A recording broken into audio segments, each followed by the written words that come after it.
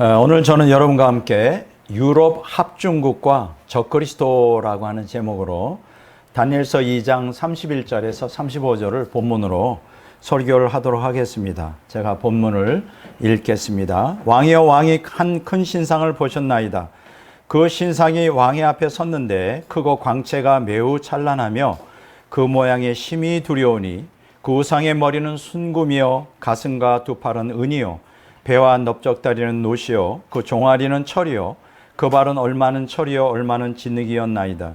또 왕이 보신즉 손대지 아니한 돌이 나와서 신상의 철과 진흙의 발을 쳐서 부서뜨리매 그때의 철과 진흙과 녹과 은과 금이 다 부서져 여름 타작 마당에 겨같이 되어 바람에 불려간 곳이 없었고 우상을 친 돌은 태산을 이루어 온 세계에 가득하였나이다. 아멘. 자, 오늘 저는 유럽 합중국과 적그리스도라고 하는 제목으로 이제 설교하려고 합니다.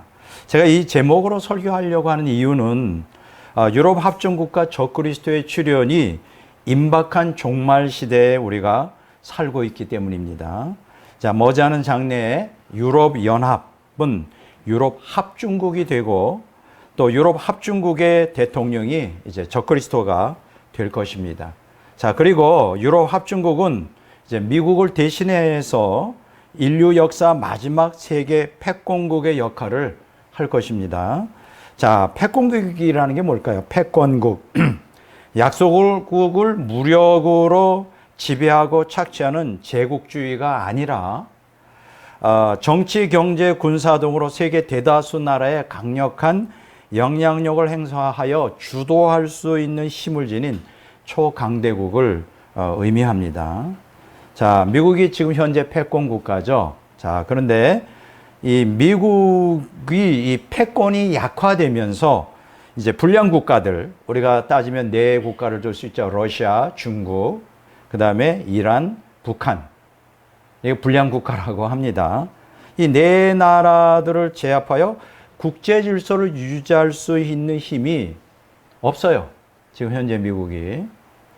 그래서 자꾸만 동맹국들을 이렇게 끌어들여서 함께 국제 질서를 유지하자. 뭐 이런 지금 운동들이 되고 있는데 특히 지금 이제 여러분들이 잘 알고 있는 대로 지금 유럽 연합은 러시아의 군사적 위협에 굉장히 직면해 있어요. 뭐 여러분들이 다 알고 있는 얘기입니다. 그래서 이걸 갖다가 효율적으로 대처하기 위해서는 어떻게 되느냐? 단일 국가 형태인 유럽 합중국으로 이제 결속하는 방향으로 나아가고 있습니다. 이해가 되죠? 자, 이로 인해서 정치적 역학에 따라 국제 질서 유지의 중심축은 미국에서 유럽으로 이제 옮겨갈 것입니다. 패권이 미국에서 유럽으로 넘어간다. 이렇게 말할 수 있습니다. 자, 한번 좀 그 인구나 경제 규모를 한번 따져볼까요? 2007년도 기준입니다. EU 인구가 전체 합하면 얼마냐? 4억 9,500만 명이에요. 거의 5억 명 정도 됩니다. 또 경제 규모는 15조 3,430억 달러입니다. 어마어마하죠? 유럽 전체를 합중국을 유럽 연합을 따지면. 자, 미국 인구는 지금 얼마일까요? 3억 100만 명이고 경제 규모가 14조 30억 달러에 이릅니다. 여기도 만만치가 않죠. 자, 세 번째 랭크가 누구냐? 중국인데 인구가 13억 2180만 명인데 경제 규모가 4조 8330억 달러. 굉장히 좀 인구에 비해서 적죠. 마지막으로 러시아가 있는데 1억 4140만 명의 경제 규모는 1조 1640억 달러 이렇게 됩니다. 그래서 앞으로 이제 이러한 지금 여러 가지 환경 재앙 또 정치적인 군사 위협에 직면하여 이제 앞으로 21세기에 이제 지금 현재부터 이제 이 전 세계의 패권을 쥐고 주도할 나라는 결국 EU가 될 것이다. 이렇게 학자들이 전망을 하고 있습니다. 자, 미국의 패권을 한번 좀 어떻게 패권 국가가 됐는가 한번 역사적인 배경을 보겠는데요. 미국은 제1차, 제2차 세계대전을 거치면서 패권국이 되었어요. 예. 자, 하지만 미국의 패권은 포스트 모던 시대가 도래한 1960년 이후 지금까지 점차적으로 약화되어 가고 있습니다. 자, 미국의 패권 약화 이유가 두 가지예요. 왜 그렇게 약화되었을까? 첫째가 뭐냐? 기독교의 쇠퇴입니다. 여러분들이 잘 아시는 대로 미국은 18세기, 19세기에 이르기까지 제1차 대각성 운동, 그리고 제2차 대각성 운동, 더 나아가서 무디의 복음 전도 운동을 통하여 강력한 기독교 정신으로 변혁되며 19세기, 20세기에 세계 선교를 주도하던 나라였어요. 여러분들 기억하십시오. 하나님을 잘 믿는 민족, 하나님을 잘 섬기고 세계 선교를 주도하는 나라가 패권국이 되고 초강대국으로 하나님이 쓰신다는 거예요. 이거는 여러분들이 구약 성경의 이스라엘 역사를 보더라도 알 수 있습니다. 이스라엘이 하나님을 잘 섬길 때는 그 주변에도 초강대국들이 있었지만 건들지를 못했어요. 그러나 이스라엘이 배교를 하고 하나님을 떠나면서 타락하자 이제 결국은 약화되고 멸망하게 됩니다. 이것은 어떤 역사 구속사적인 원리예요. 자, 이걸 통해서 우리가 깨닫게 되는 게 뭡니까? 그래서 이 얘기를 하면 좀 시간이 길어지니까 제가 생략하고요. 어쨌든 이렇게 미국이 패권 국가가 됐던 거는 영적 각성운동, 성령의 부흥, 이게 18, 19세기에 강력하게 기독교 정신으로 무장되며 세계 선교를 주도하잖아요. 그러니까 복을 받을 수밖에 없는 거예요. 자, 그런데 이제 1960년대 이후 미국의 세속적 철학과 정치의 영향으로 탈기독교 국가로 전락하고 있습니다. 이게 점차 그렇게 되어가고 있는 거예요. 자, 하나의 그 대표적인 예를 들어보겠습니다. 1962년도에 미국 케네디 대통령은 공립학교에서 성경을 가르치고 주기도문과 십계명을 학교에서 외우는 것을 금지하는 연방대법원의 정교분리 명분을 내세운 판결에 승복합니다. 그 녹음에 다 기록이 되어 있어요. 이제 하나님을 믿지 않는 세속주의자들이 걸고 넘어진 거죠. 왜 공립학교에서 성경을 가르치고 주기도문과 십계명을 그거를 암송하게 하느냐? 이거 불법이다 해가지고 대법원에 이렇게 그걸 갖다가 고소했는데 대법원에서 어떻게 판결돼요? 맞다. 정교 분리다. 이렇게 해가지고 이제 판결을 내렸는데 문제는 뭐냐? 케네디 대통령이 그것을 받아들였다는 거야. 거기서 반대했어야지. 반대했지 않고 받아들여요. 그래서 그때부터 기독교는 미국에서 쇠퇴하기 시작해요. 그래서 지금 길거리에서 전도하는 건 다 불법이 되었어요. 고소하면 감옥에 가야 돼요. 벌금 물고. 이상하죠, 여러분. 이상하죠. 자, 둘째, 도덕성의 타락입니다. 자, 이렇게 기독교가 쇠퇴하면 반드시 따라오는 게 있죠. 그 나라의 도덕성이 타락하게 되는 거예요. 미국은 지금 현재 동성애와 마약을 합법화하여 극도로 도덕적으로 타락하고 있습니다. 2015년 연방대법원에서 대법관 9명 중에 5명이 동성결혼을 헌법에서 보장하는 권리라고 판결 내렸어요. 야, 참. 현재 미국 전역에서 이것을 허용하고 있습니다. 그리고 2024년 현재죠. 미국 50개 주 가운데 21개 주에서 그 대마초 있잖아요. 이거 원래 옛날에는 이게 마약으로 불법으로 했는데 이제 이게 기호용, 마치 담배처럼 인간 개인의 기호용으로 이렇게 합법화되었어요. 그러니까 미국에서 대마초를 피워도 이게 불법이 아니에요. 불법이 아닙니다. 자, 그리고 미국 사람들의 70%가 마리화나 합법화를 지지하고 있어요. 마리화나를 70%가 지지하고 있어요. 그 얘기는 뭐냐? 미국 사람들의 50% 내지 70%가 다 이런 마약에 오픈되어 있다는 거예요. 심각하죠. 자, 이렇게 이게 합법적 마약인데 이게 이제 확산되잖아요. 그러니까 그것과 더불어서 요새 아주 이상한 불법적 마약이 이제 급증하는데 그게 뭐냐? 우리가 그걸 갖다가 좀비 마약이라 그래요.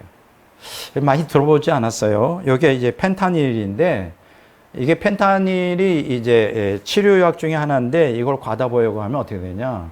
뇌가 파괴가 되고 좀비가 돼버려.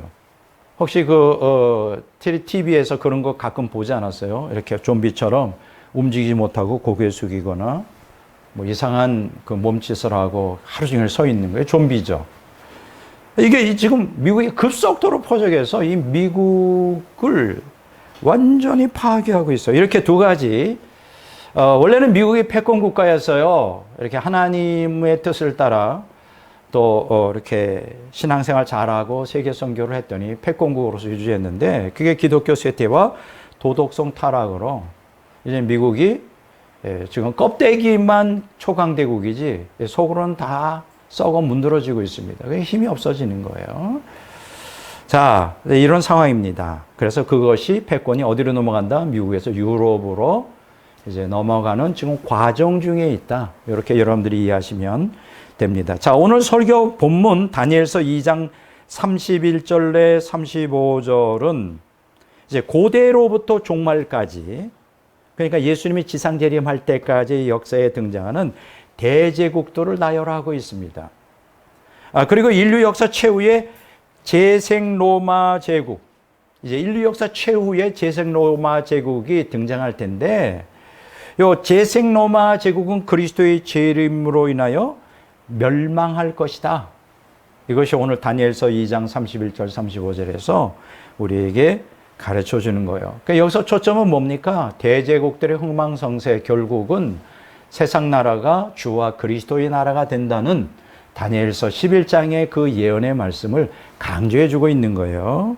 자, 오늘 본문 다니엘서 2장 31절 45절에 언급된 이 제목을 붙인다면 큰 신상의 이상이라고 그래요. 큰 신상. 그러니까 금으로 큰 신상이 있었는데 그게 이제 설명한 거잖아요. 그게 이제 BC 602년 바벨론의 느부갓네살 왕이 꿈의 대제국들의 도덕성과 결속력의 열등을 이제 본 것을 묘사해 주고 있어요. 자, 그리고 다니엘서 거기에 대한 또 다른 해석이 나오는데, 똑같은 해석이 나오는데, 다니엘서 7장 1절에서 28절에 이제 네 짐승의 이상으로 이렇게 표현됐는데, BC 522년에 다니엘이 꿈에 본 대제국들의 정복력과 잔인함의 우열을 묘사하고 있습니다. 다시 말하면 오늘 본문 말씀 다니엘서 2장 31절에서 35절은 여기에 이제 제목을 붙인다면 큰 신상의 이상이잖아요. 그리고 다니엘서 7장 1절 28절은 이 네 짐승의 이상인데 결국은 같은 내용을 이렇게 입체적으로 각도를 달리하여 큰 신상의 이상은 대제국들의 도덕성과 결속력에 대한 열등을, 그 다음에 네 짐승의 이상은 대제국들의 정복력과 잔인함의 우열을, 이렇게 같은 내용이지만 입체적으로 해석하고 있다. 이렇게 여러분들이 이해하시면 됩니다. 자, 그러면 이 두 다니엘서 2장 31절 35절과 다니엘서 7장 1절 28절을 한번 이렇게 합해서 네 제국들을 한번 좀 설명해 보고자 합니다. 첫째, 여기에 묘사된 게 신바벨론 제국이에요. 이게 다 역사 얘기입니다. 자, 역사를 보면 BC 605년에서 BC 539년까지 존재했던 나라죠. 왜 신바벨론 제국이라고 그랬을까? 옛날부터 바벨론 제국이 있었는데 이제 새롭게 이제 갱신했다. 느부갓네살 왕이. 그래서 신바벨론 제국이다. 이렇게 말합니다. 이제 다니엘서 2장 32절에 나오죠. 꿈에 나오는데 순금으로 된 머리예요. 순금으로 된 머리. 이제 여기에 대한 해석이 어디 나오느냐? 다니엘서 7장 4절에 나옵니다. 제가 읽어보겠어요. 첫째는 사자와 같은데 독수리의 날개가 있더니. 자, 요거는 이 순금머리로서의 신바벨론 제국의 특성을 강조해 주고 있습니다. 자, 본문에서 사자로 상징된 바벨론 제국은 뭐가 달려 있어요? 독수리의 날개를 달고 있다. 이게 뭐예요? 매우 강한 제국이라는 것을 어필해 주고 있어요. 매우 강한 제국이다. 여러분, 그 사자는 동물 중에 왕이라 그러죠. 그만큼 강하죠. 근데 거기가 독수리는 또 하늘의 새들 중에 왕이에요. 그러니까 이 사자인데 독수리 날개를 달고 있으니까 뭐요? 매우 강한 제국이라는 걸 나타내요. 그래서 성경은 바벨론 제국을 뭐로 표현하고 있느냐? 사자로 묘사하고 있어요. 예레미야서 4장 7절, 49장 19절, 50장 17절에 보면. 자, 두 번째로 성경은 바벨론을 독수리로 묘사해 주고 있어요. 예레미야서 4장 13절, 48장 40절, 41절, 49장 22절, 에스겔서 17장 3절에 그렇게 묘사되어 있습니다. 자, 사자요, 독수리요. 여러분들 그 역사책을 공부해 보면 니무롯에 있는 한 신전의 입구와 바벨론의 여러 유적지의 그 문들의 주변에 조각해 놓은 조각물들이 있어요. 날개에 달린 사자의 조각을 이렇게 해놨어요. 그게 바로 바벨론을 상징하죠. 날개에 달린 사자. 이게 성경에서도 그렇게 설명하고 있습니다. 그래서 참 놀랍죠. 자, 둘째, 이제 신바벨론 제국 다음에 나타날 제국이 두 번째가 메데 파사 제국이에요. 파사는 이제 페르시아 제국을 의미합니다. 자, BC 539년에서 BC 331년까지 존재했는데요.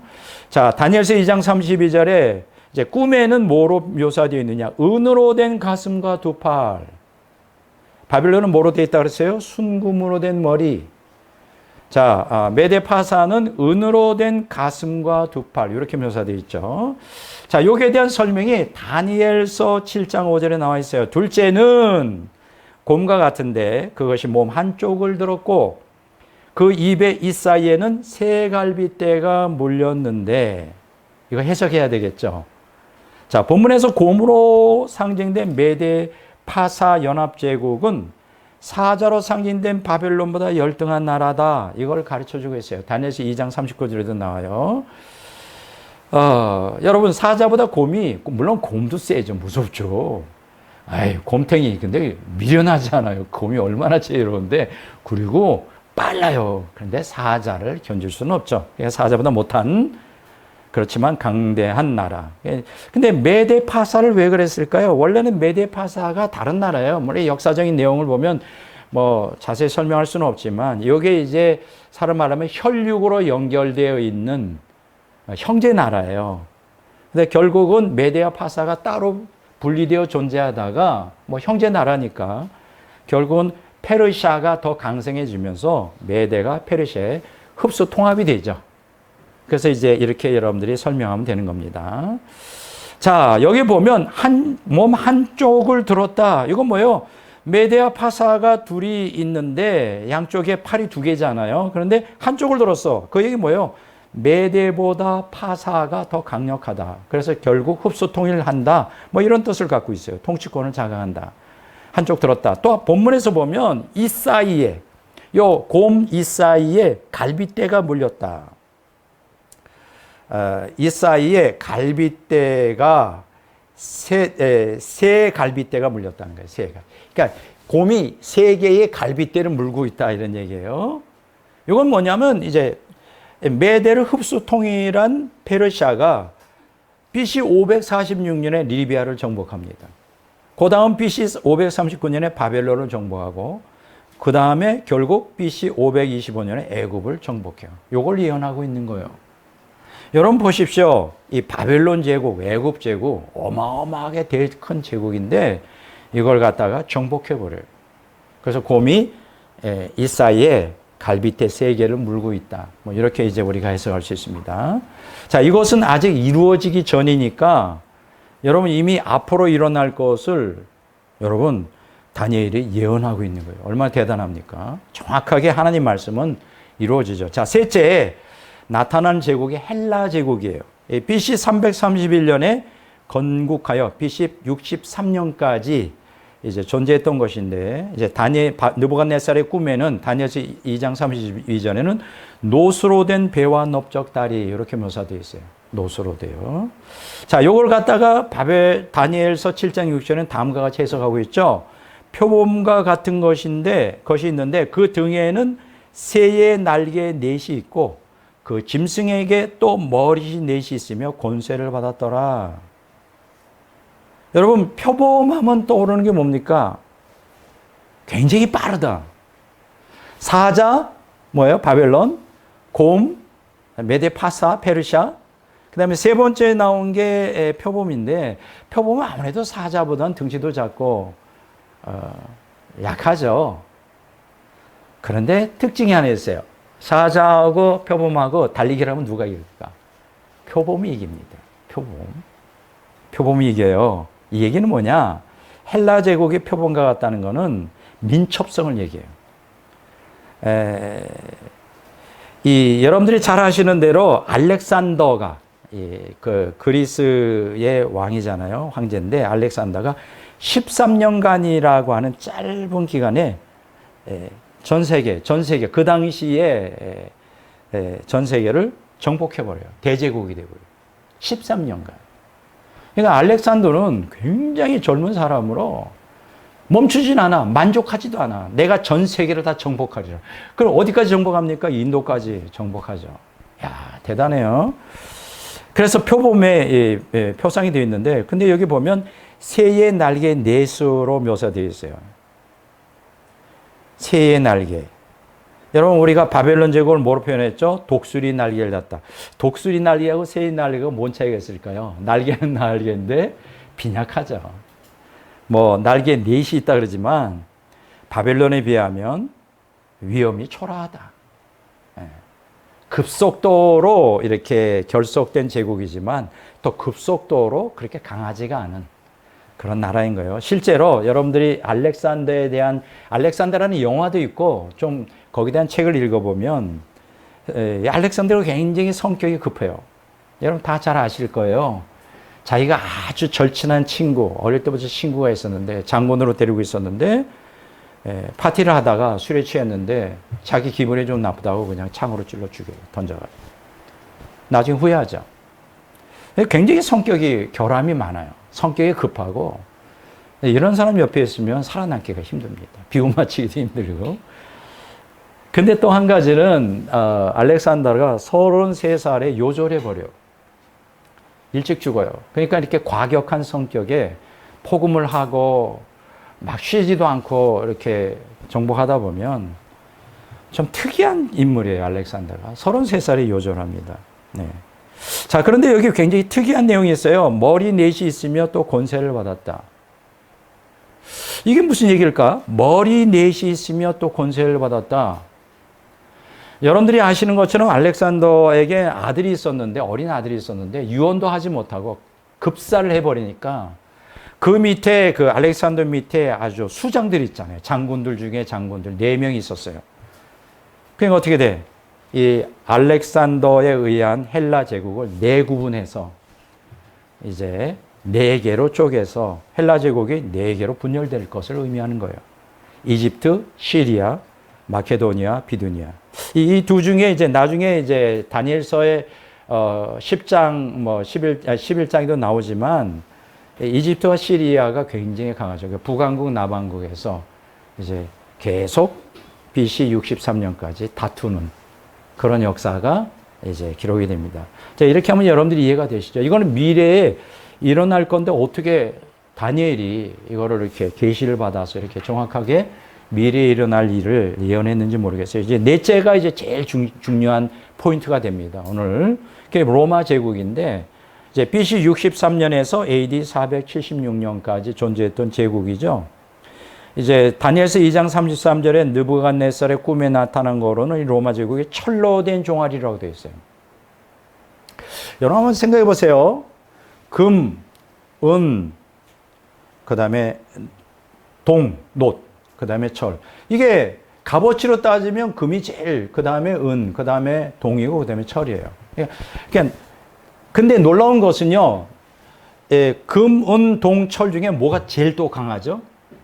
강도로 말하면 철이에요. 그러니까 이게 뭐냐? 이렇게 이 바벨론 제국, 메데파사, 헬라 제국, 로마 제국에서 위로 올라갈수록 값어치가 좀 더 제국으로서의 위엄과 진짜 제국다운 것이 이제 금이잖아요. 이제 그렇게 이제 세대가 흘러가면서 약해지고, 근데 이 강도, 잔인함에 대해서는 금은 동철에 따라 철로 내려갈수록 아주 더 강한 거죠. 이게 뭐냐면 이제 포악하고 잔인한 것에 대해서 로마를 따라갈 자가 없다. 여러분들이 잘 아시는 대로 로마는 반역자들은 다 십자가에 못 박아 죽여버려요. 얼마나 잔인한 국가예요. 자, 그래서 철로 된 종아리로 로마 제국을 묘사했습니다. 자, 여기에 대한 해석이 다니엘서 7장 7절에 나오죠.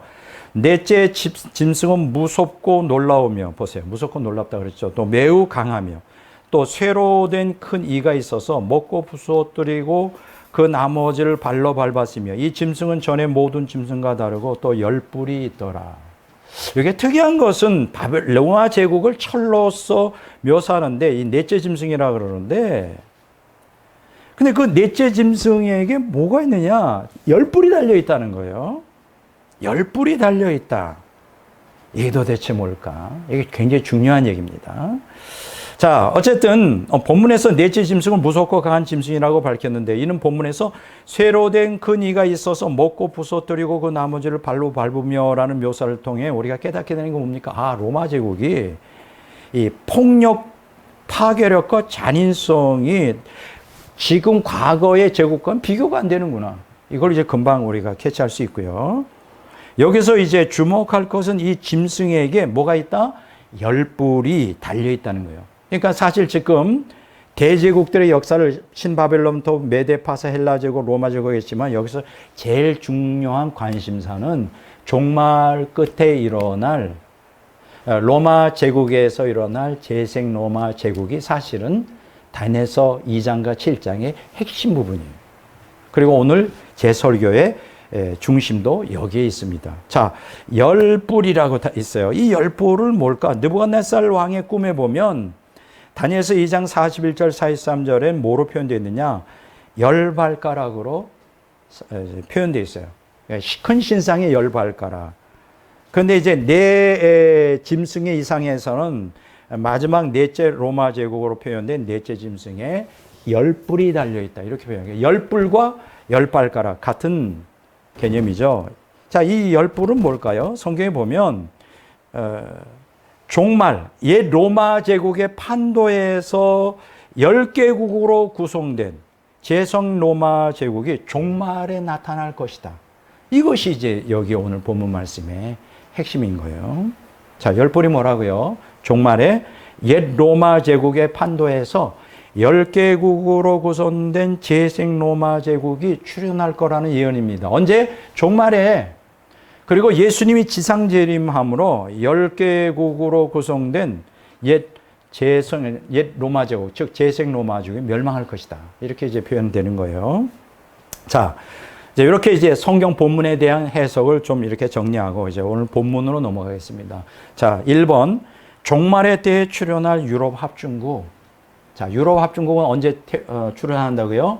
종말의 때가 돼야 출현한다. 그전에는 출현할 수가 없어요. 유럽 합중국이. 자, 유럽인들은 여러분, 로마 제국의 옛 영광에 대한 향수를 갖고 있어요. 왜냐하면 로마 제국이 그때 당시에 유럽을 석권하고 지배하고 영광이 대단했잖아요. 그렇죠? 그래서 모든 유럽인들의 마음속에는 그 옛 영광에 대한 향수, 다시 그것을 누리고 싶은 갈망이 강해요. 자, 그래서 재생 로마 제국 건설에 대한 열망이 결국 무엇으로 귀결될까요? 종말에 유럽 합중국의 탄생에 의하여 실현될 것입니다. 놀라운 일이에요. 자, 첫째, 재생 로마 제국 건설 시도, 국가적 통합을 시도했다는 거예요. 여러분들이 하셔야 될 거는 서로마 제국, 동로마 제국이 멸망한 이후에 끊임없이 2000년 역사 속에 옛날에 옛 로마 제국을 다시 부활시켜 재생 로마 제국을 세우고자 하는 시도가 여러 번 있었어요. 근데 다 실패했습니다. 놀랍죠? 자, 좀 한번 역사를 보겠습니다. AD 476년 소로마 제국이 게르만 민족에게 멸망을 당하죠. 그런데 이제 동로마 제국은 이제 AD 610년 비잔틴 제국이라고 하는 이름으로 계칭하여 명명을 유지합니다. 언제까지? 1453년 5월 29일까지. 왜냐하면 이 날에 오스만 제국에 의해 동로마 제국의 이제 비잔틴 제국이 멸망해요. 이렇게 해서 서로마 제국과 동로마 제국이 완전히 멸망합니다. 자, 그 후 이제 로마 제국의 옛 영광을 되찾고자 하는 시도가 여러 번 있었어요. 먼저 제일 처음 시도는 9세기 초반, 그러니까 소로마 제국이 멸망했을 때 이걸 회복하고 싶다 해서 샤르마뉴 대제가 독일을 중심으로 신성 로마 제국을 건설합니다. 여기 신성이라는 건 홀리라는 거예요. 거룩한. 그러니까 원래 로마 제국이 기독교 국가였잖아요. 그래서 기독교 국가를 회복하자. 이게 AD 800년에서 1806년까지 유지가 됩니다. 신성 로마 제국이. 요거를 갖다 우리는 뭐라고 말하냐? 독일 제1제국이다. 신성 로마 제국. 이렇게 우리가 역사적으로 말합니다. 샤르마뉴 대제. 자, 그 다음에 19세기 초반에 나폴레옹, 여러분 잘 아시죠? 프랑스를 중심으로 라인 연방을 결성하여 옛 로마 제국의 재건을 꿈꿔요. 이 라인 연방은 1806년에서 1813년까지 계속됩니다. 그러니까 신성 로마 제국이 멸망한 그때부터 1813년 나폴레옹이 몰락할 때까지 유지가 됐다. 프랑스를 중심으로. 이게 옛 로마 제국 재건에 대한 꿈 때문에 그래요. 자, 그 다음에 세 번째 시도가 있었죠. 19세기 후반에 빌헬름 2세가 독일을 중심으로 22개의 군주국과 3개의 자유도시로 구성된 독일 제국을 형성합니다. 이게 1871년에서 1918년 1차 세계대전 시작될 때까지. 이걸 갖다가 독일에서 뭐라고 말하냐? 독일 제2제국. 이렇게 표현합니다. 그리고 마침내 20세기 초중반에 누가 나타나죠? 히틀러. 이 사람이 히틀러 독재자가 나타나서 왜 히틀러가 2차 세계대전을 이렇게 일으켰을까요? 재생 로마 제국을 건설하고 싶은 꿈 때문에 그래요. 이걸 갖다가 히틀러 당시에 나치 독일을 제3제, 독일 제3제국이다. 이렇게 말합니다. 1933년에서 1945년, 2차 세계대전 끝날 때까지 이렇게 독일 제3제국이 존재했었다. 근데 어떻게 돼요? 히틀러도 역시 그 꿈이 수포로 돌아가죠. 이게 뭐예요? 자, 2000년 역사 속에 서로마 제국, 그리고 더 나아가서 동로마 제국 멸망하면서 유럽 사람들 꿈에 옛 로마 제국에 대한 영광의 갈증을 느끼며 시대는 다르고 나라들은 다르지만 이 로마 제국, 재생 로마 제국을 만들고자 하는 시도를 여러 번 했었다는 걸 우리가 여기서 깨닫게 되는데 어떻게 됐어요? 다 실패했다. 왜 그랬을까? 왜 실패했을까? 아직 때가 안 되었기 때문에. 아직 재생 로마 제국이 나타날 때가 되지 않아서 여기서 우리가 깨닫게 되는 게 뭐예요? 우리 인간의 신앙생활도 그렇고 국가 운명도 그렇고 다 하나님의 때가 있는 거예요. 하나님의 손에 달려 있는 거예요. 이걸 우리가 깨닫는 게 매우 중요합니다. 때가 되어야 재생 로마 제국이 건설되는 거예요. 자, 그런데 마침내 그 때가 되었습니다. 그게 뭘까요? 둘째, 재생 로마 제국 건설 추진. 놀랍죠? 이게 뭐로부터 추진이 시작되느냐? 경제적 통합부터 이제 추진되기 시작합니다. 자, 다니엘서를 보면 다니엘이 예언한 5번째 나라. 그러니까 4번째 나라가 로마 제국이고 5번째 나라가 뭐예요? 재생 로마 제국이 되죠. 자, 그런데 이 재생 로마 제국을 여러분 기반으로 하여 뭐가 출현할까요? 세계 단일 정부 출현의 전조가 20세기 중반이 되면서 역사의 전면에 나타나기 시작합니다. 굉장히 중요한 얘기예요. 자, 1957년 6개국의 외상회의를 로마에서 개최하여 유럽 경제 공동체를 창설합니다. 이걸 우리는 흔히 약자로 EEC라 그래요. European Economic Community. 자, 여기서 굉장히 흥미로운 하나의 사실을 말씀드리겠습니다. 왜 유럽 경제 공동체를 EEC를 1957년에 6개 나라의 외상들이 모여서 결성할까요? 그 비하인드 스토리가 있어요. 비하인드 스토리가 뭐냐? 여러분들이 잘 아시는 대로 제1차 세계대전, 제2차 세계대전을 누가 일으킵니까? 독일이 일으켜요. 사실은 유럽의 여러 나라들, 옛날 로마의 판도에 있었던 나라 중에 제일 강한 게 독일이잖아요. 또 게리만의 후예이기도 하고. 그러니까 유럽에서 생각할 때는 이 독일이란 나라를 내 편으로 만들어 전쟁을 일으키지 않게 해야 되겠다. 이렇게 이제 생각을 한 거예요. 그럼 가장 좋은 방법이 뭐냐? 독일까지 끌어들여서 유럽 경제 공동체를 만드는 거예요. 그래서 만들어진 게 이거예요. 두려움 때문에. 독일 사람에 대한 두려움 때문에 이 시가 결성됩니다. 이때 유럽 통합의 초석이 되는 로마 조약이 체결돼요. 언제? 1957년 이 시 공동체 창설 이후에 로마 조약. 왜냐하면 로마에서 모이거든요. 근데 그 로마 조약의 최종 목표가 뭔지 아십니까? 재생 로마 제국 건설에 있었어요. 이건 놀랍죠? 궁극적으로 우리는 이렇게 시작되지만 궁극적으로는 재생 로마 제국, 하나의 통합된 로마 제국을 만든다. 이게 로마 조약의 핵심 사상이에요.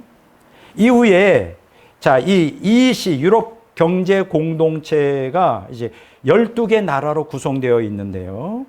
이게 뭐로 바뀔까요? 유럽 공동체, EC로 바뀝니다. 유로피안 커뮤니티. 그러니까 쉽게 얘기하면 경제적인 측면을 얘기하지만 좀 더 요걸 갖다가 뭐 복잡한 다른 그 단체들을 이렇게 결합을 해가지고 EC로 발전시켜 1992년에 유럽 경제 초석이 된 영내 관세 철폐, 자유 이동, 또 자유 무역을 골자로 하는 마스트리히트 조약을 체결합니다. 그러니까 이제 지금 경제적 통합을 이루기 위하여 이제 계속해서 이제 EEC가 EC로 발전하고 결국은 계속해서 그렇게 이제 마스트리히트 조약을 통해 이제 경제적으로 하나가 되는 거예요.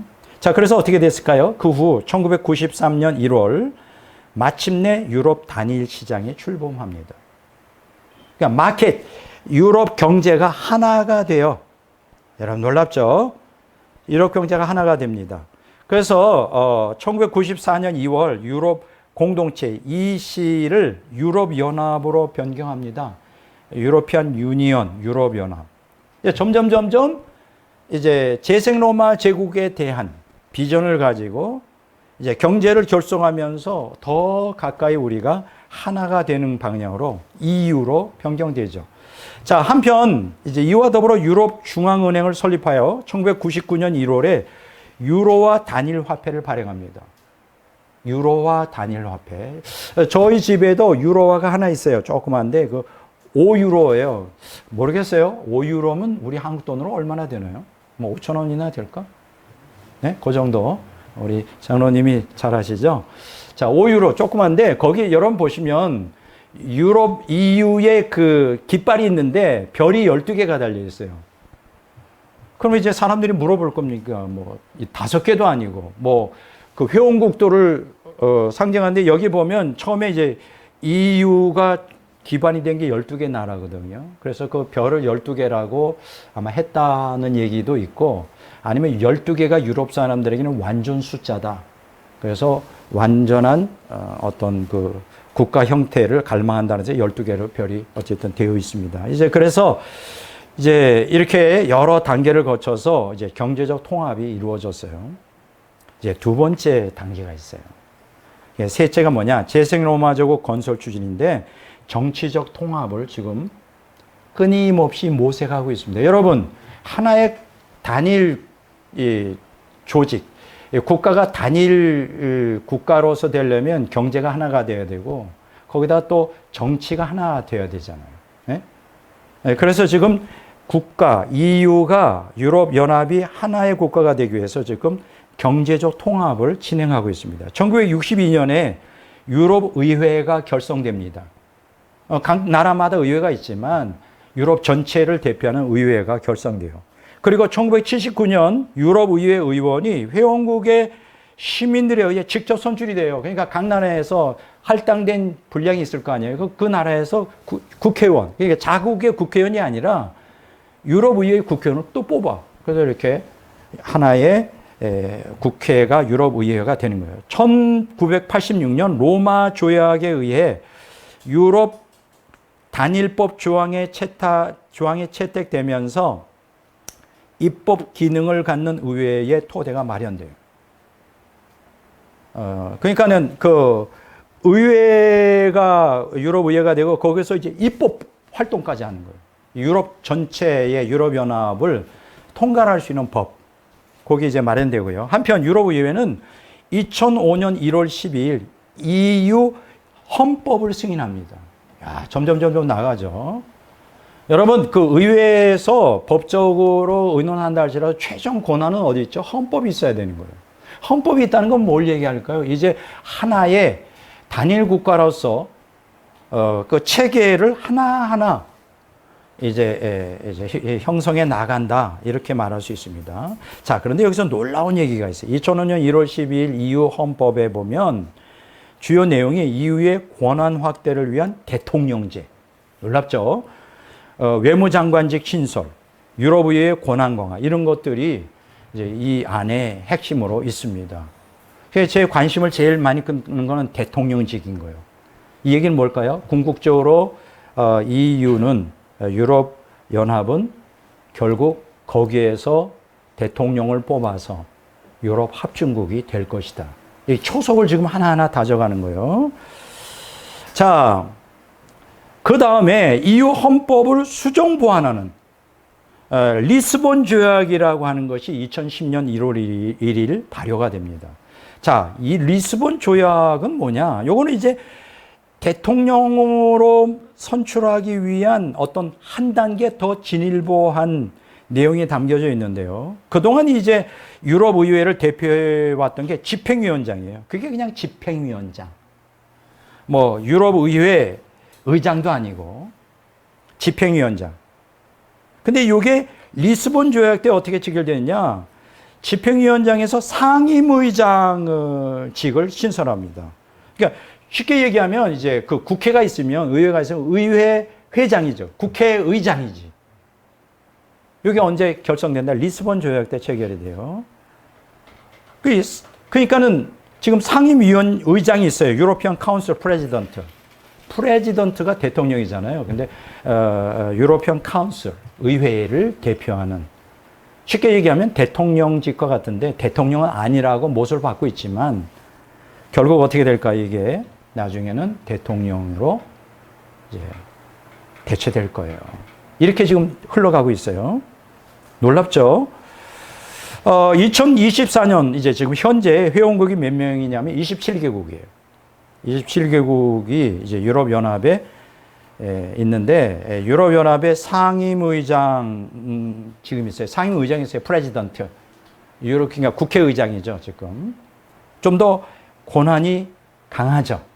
이 상임의장은 외교 안보 정책의 권한을 갖고 있어요. 물론 절대적이진 않지만 최종적인 권한을 갖고 있습니다. 자, 이게 결국 어떻게 될까요? 앞으로 때가 되면 머지않은 장래에 이제 시대가 굉장히 급박하게 흘러가고 러시아의 유럽에 대한 위협이 가시화되고 또 미국의 패권이 약화되면서 이제 미국만 바라보고 러시아나 이 불량 국가들을 대치하기에는 이제 미국이 너무 약해지고 있기 때문에 결국은 어떻게 될까요?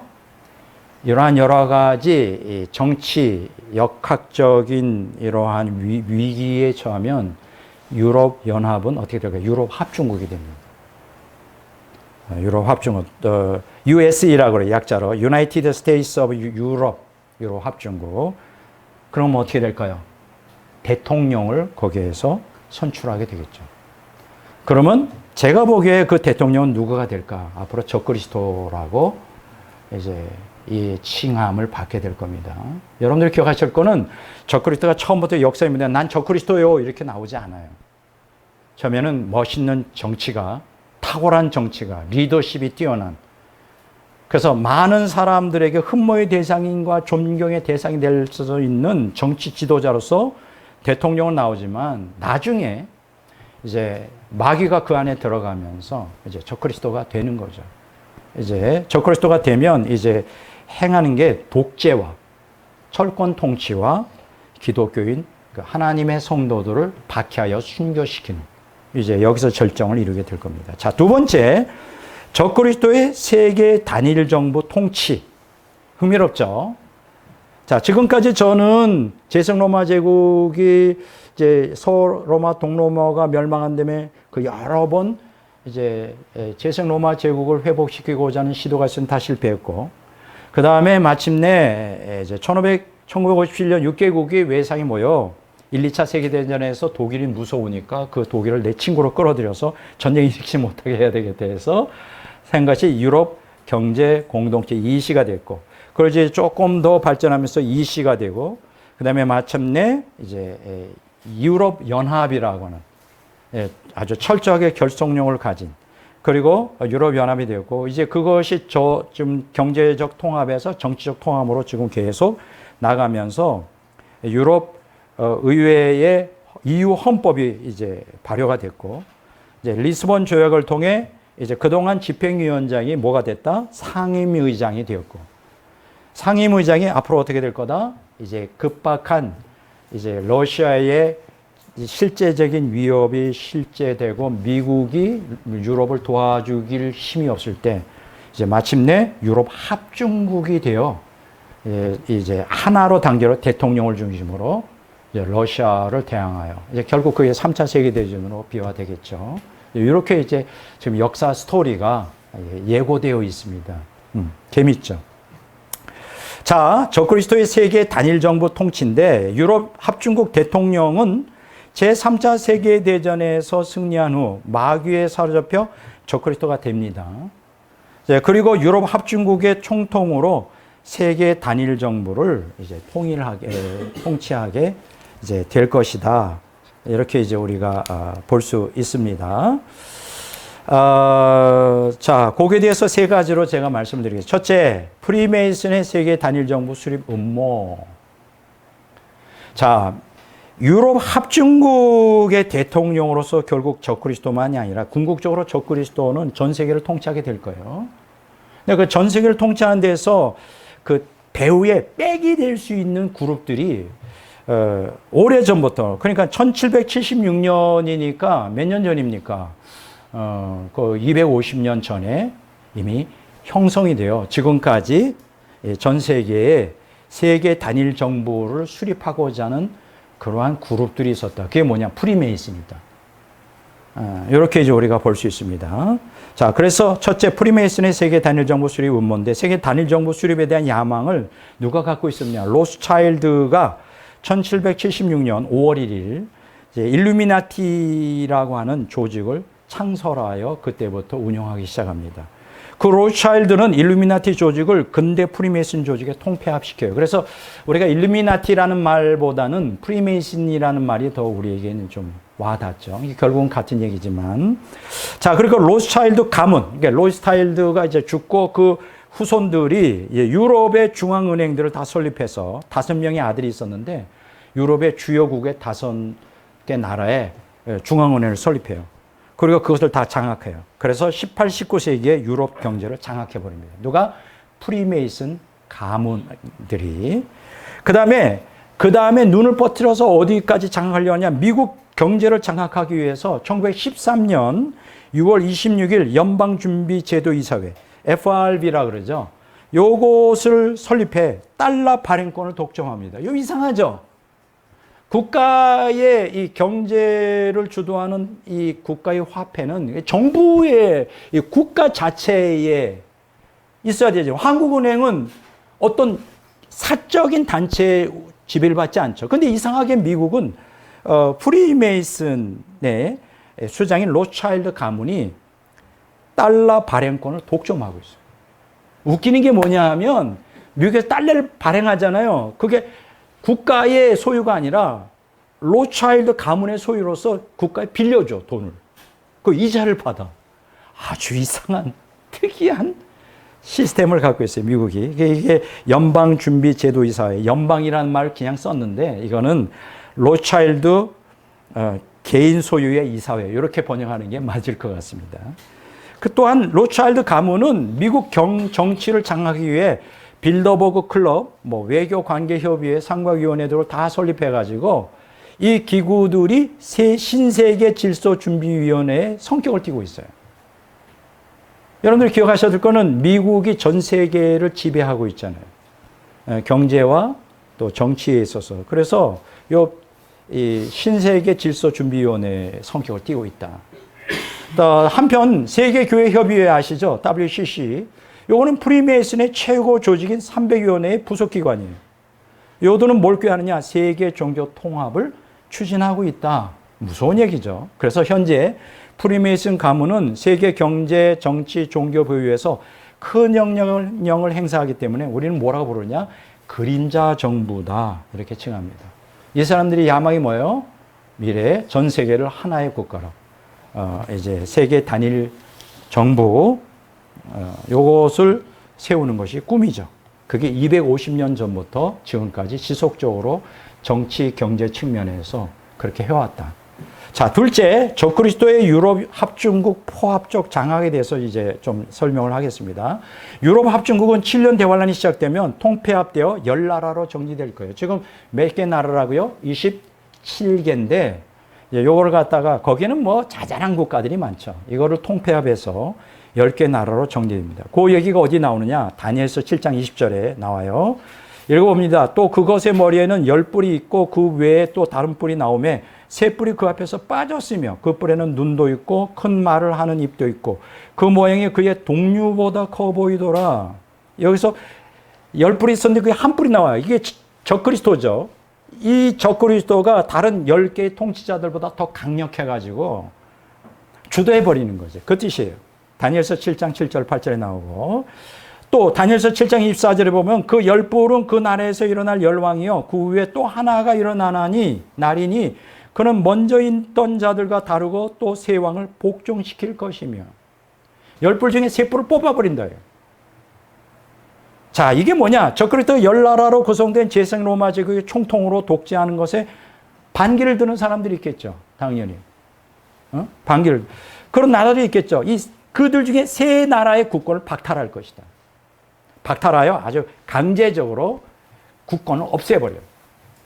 그래서 유럽 합중국은 이제 나라가 10여 국권이 7인 유럽 합중국을 통치하는 적그리스도를 뭐라고 성경 묘사하고 있느냐. 요한계시록 13장 1절에 보면 뿔이 10이요 머리가 7인 짐승. 이렇게 표상하고 있어요. 뿔이 10이요 머리가 7인 짐승. 이렇게 묘사하고 있습니다. 자, 셋째, 유럽 합중국 총통의 세계 단일 정부 통치.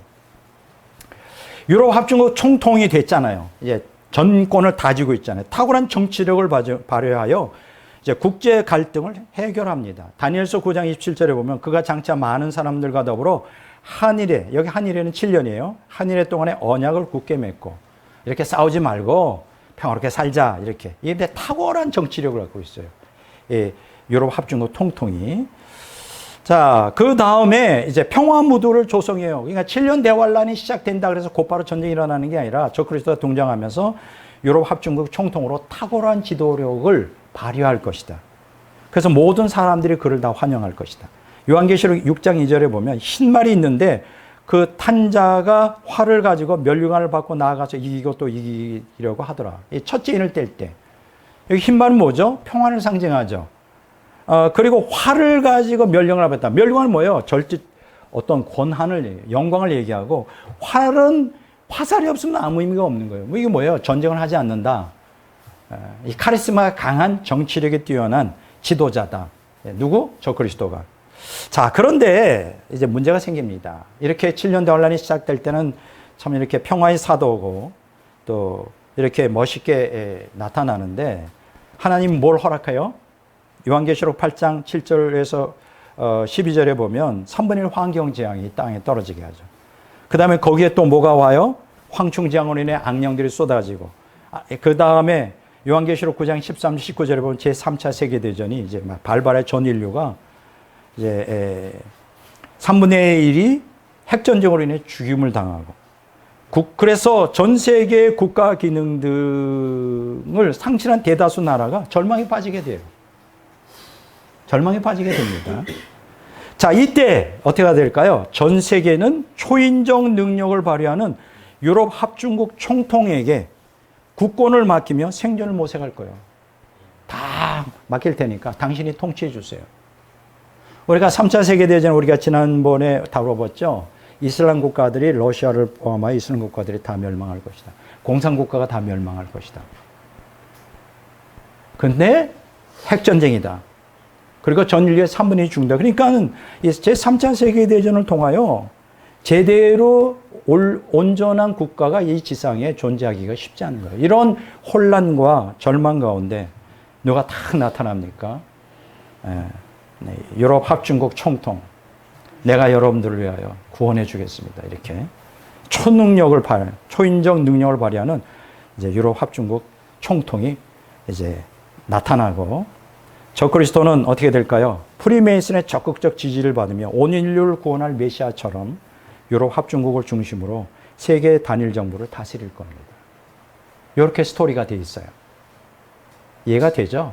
네. 제가 지금 설명하는 것이 단 하나도 어려움이 없습니다. 논리적이고 합리적이고 굉장히 앞뒤의 맥을 통하여 이렇게 여러분들에게 설명해서 지금 이렇게 흘러갈 거예요. 지금 이렇게 흘러가고, 지금 이러한 사건들이 빠르게 급속도로 실현이 될 것입니다. 그만큼 우리가 종말의 끝에 살고 있다. 이걸 알 수 있어요. 자, 끝내는 말을 하겠습니다. 현재 전 세계 사회, 정치, 경제, 문화 등 모든 분야에 걸쳐 적그리스도가 출현하기 좋은 환경이 조성되어 가고 있어요. 그걸 아셔야 돼요. 특히 여러분 아십니까? AI 인공지능이 인간의 기능 활동인 학습, 추리, 적응, 논증 따위의 기능을 대신해 주고 있어요. 그래서 인간을 대중선동에 취약하게 만드는 몰 개념으로 몰아가고 있어요. 인간들이 이제 생각할 필요가 없어. AI가 다 해주니까. 여러분, 요 근래에 미디어에 무슨 경고가 나왔냐면 2027년이 되면 AI가 급속도로 발달하면서 인간을 이제 통제하는 시대가 올 것이다. 이걸 막아야 된다는 무서운 경고가 지금 뜨고 있어요. 몇 년? 2027년 내지 2028년. 몇 년 안 남았죠. 이제 AI가 세상을 지배하는. 그럼 AI 인공지능으로 인간은 뭡니까? 생각을 안 해. 옳고 그름에 대한 판단 능력도 없어. 포스트 모던 시대. 인간들이 포스트 모던 시대에 원하는 게 뭐예요? 그냥 욕구 충족이면 되는 거예요. 선과 악에 대한 개념이 없어. 지금 이런 상황은 뭡니까? 전체주의가 나타나 온 세계를 속이고 지배하기 딱 좋은 시대적 상황이에요. 참 무서운 얘기입니다. 그러니까 오늘날 진실이 통하지 않아요. 우리 대한민국도 마찬가지입니다. 거짓, 선동, 다 넘어가요. 다 넘어가. 분별을 못해. 객관적인 이성을 옳고 그름에 대한 이성적 판단이 지금 마비되어 있는 상태. 포스트 모던 시대의 특징이에요. 내 욕구만 채워지면 선이든 악이든 아무 관계가 없는 거예요. 거기다 AI까지, 인공지능까지 우리를 지배해. 그래서 적그리스도가 나타날 수밖에 없는. 자, 이것에 대한 하나의 그 실제적인 역사적인 교훈에 대하여 대중선동에 의한 사회병리 현상, 이걸 제가 하나의 실제적인 예를 들어보겠어요. 나치 독일에서 이게 발견됩니다. 독일을 멸망으로 이끈 히틀러는요, 1933년 권력을 쟁취한 뒤 실업자 600만 명을 불과 3년 안에 완전 고용으로 전환시켰어요. 와, 대단하죠. 3년 만에 완전 고용. 그 다음에 1938년 오스트리아도 전쟁 없이 합병했어요. 원래 오스트리아가 사실은 프러시아라고 해서 독일 민족 같은 언어와 민족이에요. 근데 이렇게 나라가 이제 1차 대전이 이제 때 갈라진 거죠. 다시 합병한 거예요. 여러분 한번 생각해 보세요. 경제적으로, 정치적으로 이렇게 멋있는 사람이 있어요. 누구? 히틀러. 그래서 이 당시에 이러한 엄청난 성과 때문에 그 당시 독일인의 히틀러 지지율이 몇 프로나 됐는지 알아요? 90%. 하이 히틀러 하면 완전히 거의 구세주야. 90%. 앞으로 적그리스도도 이렇게 해서 나타난다고. 똑같은 방식으로 나타나요. 근데 어때요? 히틀러가 어떤 인간이에요? 왜곡된 망상에 사로잡혀 있는 정신 나간 미친, 영혼이 공허한 존재죠. 인간도 아니죠. 히틀러가 어떻게 제2차 세계대전을 일으켜 600만 명의 유태인을 학살하고 7천만 명의 인간을 죽음으로 몰아가죠. 원래 이렇게 되는 거예요. 왜 사람이 현혹됩니까? 선과 악에 대한 도덕성과 이 날카로운 이성으로 옳고 그름에 대한 판단 능력을 있어야 되는데 인간이 자기 욕구에 충실하다 보면 이런 선과 악에 대한 분별이 없어져요. 앞으로 7년 대환란 때도 적그리스도도 똑같이 그렇게 할 것입니다. 자, 그런데 7년 대환란 때 등장할 적그리스도는 히틀러와 비교할 수 없을 정도의 비교가 안 돼요. 간악함과 포악함과 잔인함의 절정이에요. 이걸 우리가 뭐라고 말하느냐? 계시록 12장 3절에 보면 마귀의 화신이에요. 마귀의 화신이에요. 마귀. 용이 사탄이 직접 그 영혼을 지배하고 사탄이 왜 적그리스도를 지배할까요? 그 적그리스도를 통하여 사탄이 온 인류를 멸망시켜 지옥으로 끌고 가기 위해서 하는 거예요. 자기만 지옥 가는 게 억울하니까. 거기에 속아 넘어가는 거예요. 포스 모던 시대에 하나님께 적대적인 인류는 선과 악에 대한 판단 분별력을 상실한 채 짐승과 같은 육적 욕망만 추구하다가 어떻게 될까요? 3분의 1 환경 제한과 제3차 세계대전의 참호 속에 생존을 위하여 마귀의 초능력을 지닌 적그리스도에게 현혹되죠. 그리고 적그리스도를 숭배하다가 결국 마귀가 원하는 대로 어떻게 돼요? 멸망하여 모두 지옥에 떨어질 겁니다. 악인들이.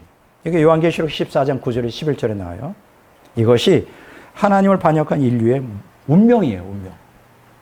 지금 제가 조만간 이렇게 지금 이미 진행되고 있고 앞으로 이렇게 역사는 흘러갈 것이라는 걸 이미 조망하고 제가 예언이 아니라 성경의 예언을 이렇게 정확하게 풀었습니다. 여러분은 어떠한 자세로 이 마지막 때를 살아가야 되겠어요? 이 적그리스도의 미혹에 넘어가지 않고 끝까지 신앙을 지켜야 되겠구나 이런 결심이 나겠죠. 진리에 굳게 서서 내 욕망을 따라가지 않고 십자가의 좁은 길이지만 진리를 따라갈 때 내가 7년 대환란 또 이러한 거치는 환경 속에 적그리스도가 통치하는 이 미혹과 이 거짓이 대중선동이 난무하는 곳에서 휩쓸리지 않고 휘둘리지 않고 신앙 지키다가 천국 가겠구나 이런 결심이 나지 않겠어요? 오늘 그것을 위해서 제가 오늘 이 설교를 했습니다. 저와 여러분들이 신앙생활 잘 하다가 천국에 들어갈 수 있기를 주 이름으로 축원합니다.